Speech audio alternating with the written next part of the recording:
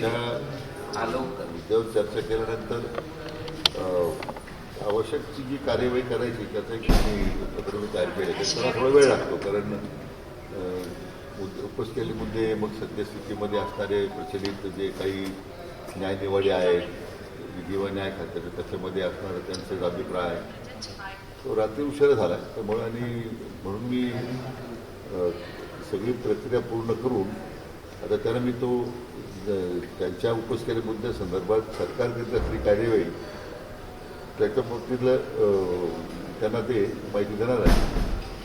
माझी अपेक्षा आहे की त्यातून त्याचं समाधान होईल मला खात्री आहे. पण आता त्यांनी प्रत्यक्ष चर्चा केल्यानंतरच मला वाटतं या संदर्भात